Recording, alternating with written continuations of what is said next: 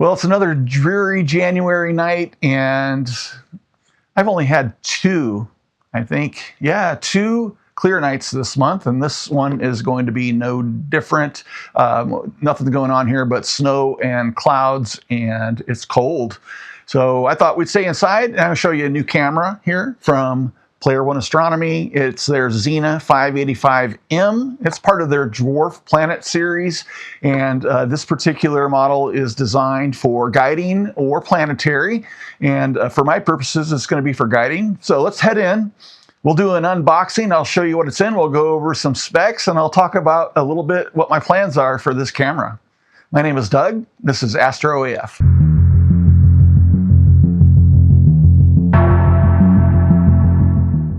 All right, hey everybody, so welcome back. Today I'm doing this unboxing and a first look at the new camera from Player One Astronomy. This is the Xena 585M, and it's part of their guiding camera lineup, also known as the Dwarf Planet series. So this video is going to focus on what's in this box and the physical design of the camera, the core specifications, and I'll be following this up with a separate video where I put this camera on the sky and walk through guiding and imaging performance. Player One's Dwarf Planet series is designed for both guiding and imaging, rather than being limited to guide-only use. The series includes three models, the series, Xena, and Xena, and this happens to be the Xena. So the naming is intentional from Player One. The guiding cameras are generally smaller than planetary cameras, so their reasoning is that Player One chose dwarf planets to represent the sensor size.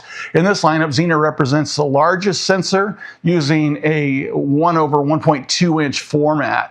So the camera name is engraved directly into the housing, which is really cool, and it's a nice detail and consistent across the series, and definitely consistent with the quality of Player One. If you know Player One like I do, you know that their camera quality is second to none, and I have just enjoyed being a Player One camera user ever since I got started with them. So I'm really excited here to check out what we have going on. So let's do this unboxing. I'm going to switch over cameras, and then we will have a look at what we've got going inside here. All right, so let's take a look at what's included. In the box,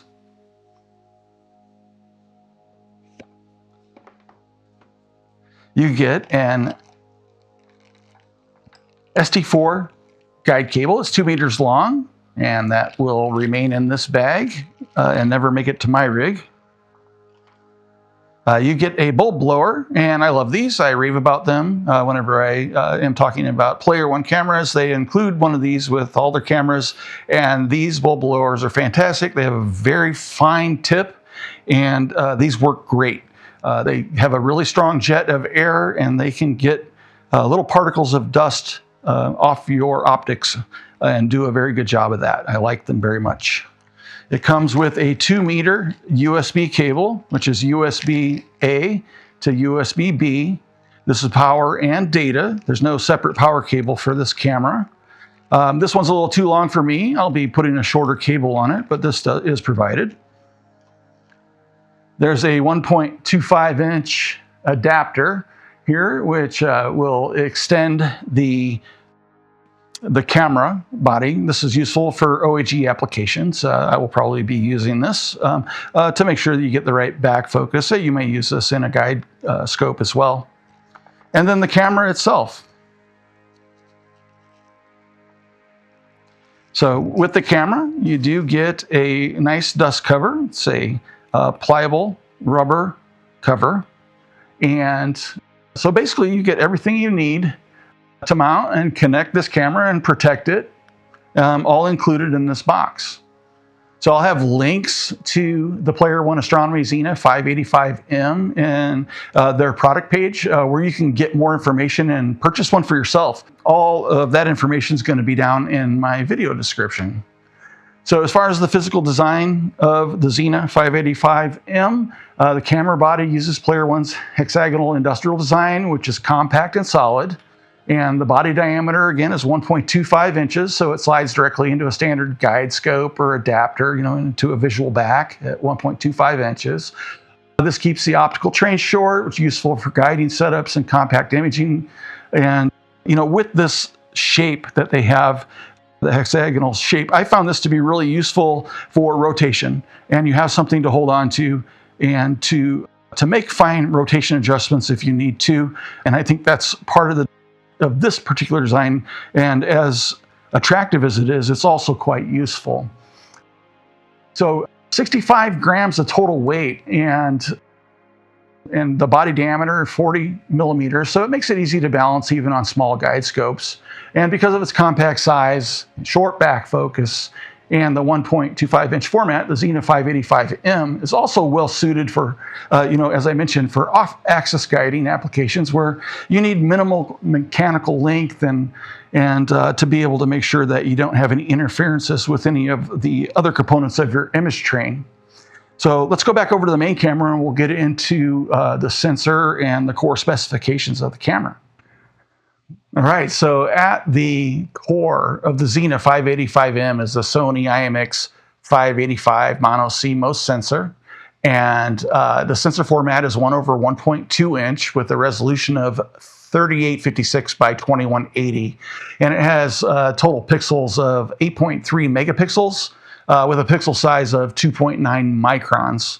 And the sensor diagonal is 12.85 millimeters, and it has a chip size of 11.2 by 6.3 millimeters. It has a full well capacity of 47,000 electrons.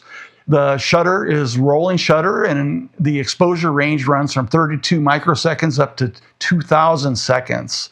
So STARVIS 2 technology, the IMX585 is based on Sony's STARVIS 2 back illuminated technology, and that has the practical benefits here, which are higher sensitivity, lower noise, which is a matter of whether you're guiding on faint stars or using the camera for short exposures, in deep sky imaging, which would have to be a pretty bright target. You could probably do something, like Orion or something like that. It would be interesting to take a look and see how this actually would do.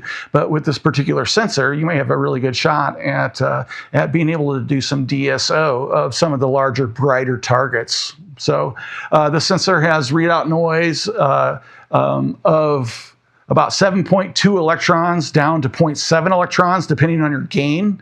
It has a peak quantum efficiency of approximately 91%. That's really, really good. And the camera uses a 12-bit analog to digital converter, or ADC. So Player One publishes real test data and recommends that you verify this test data yourself using SharpCap for sensor analysis. An interesting feature of the Xena 585 is that it supports HDR mode, and HDR mode increases dynamic range while reducing readout noise. So this is also something I'm interested in experimenting with for solar imaging. I think this might end up being a really good solar camera, and I'm going to put it through some tests with that when I get the opportunity, which I'll pair with my Daystar setup. It has DSP technology, and so which is basically dead pixel suppression. And so this camera will analyze dark frames to map fixed abnormal pixels and stores that information internally. And then during imaging, those pixels are corrected using surrounding pixel data. So for connectivity and performance, data is handled over the USB 3.0 with backward compatibility for USB 2.0. And at full resolution under USB 3.0, 3856 by 2180 runs at about 46 frames per second in RAW 8 and 23 frames per second in RAW 16. So that's at your maximum resolution. So your frame rate's only going to go up from that point as you reduce the size of your ROI. And as resolution is reduced, the frame rates scale quickly, as I just mentioned. So there's also this ST4 Guiding port here. So if you do like to allow direct connection to a mount and you prefer that method, then that is available to you.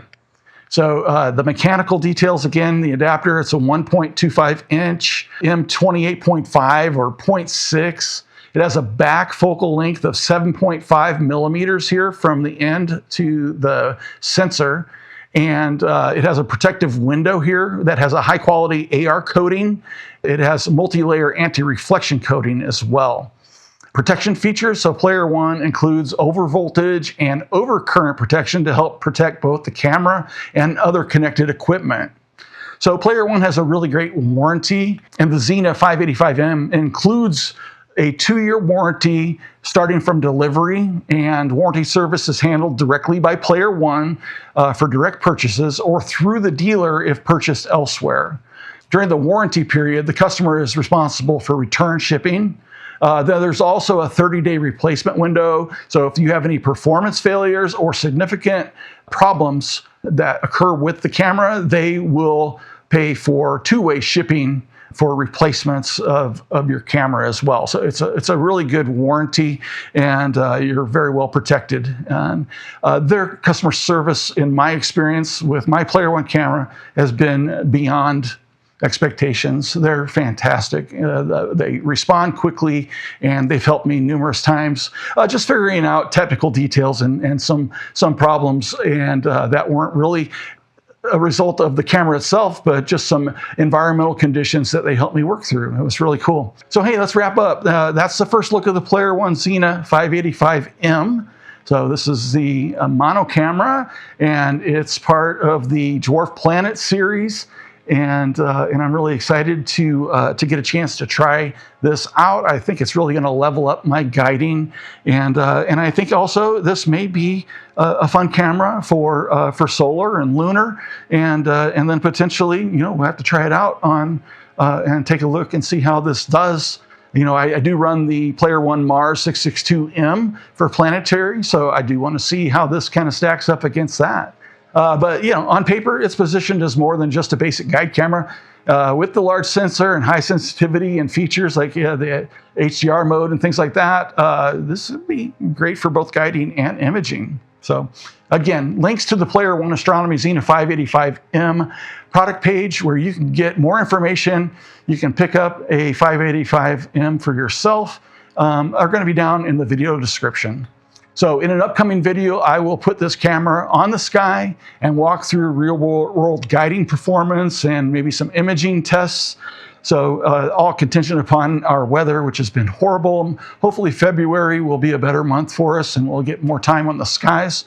But until then, thank you very much for watching, and I really appreciate you.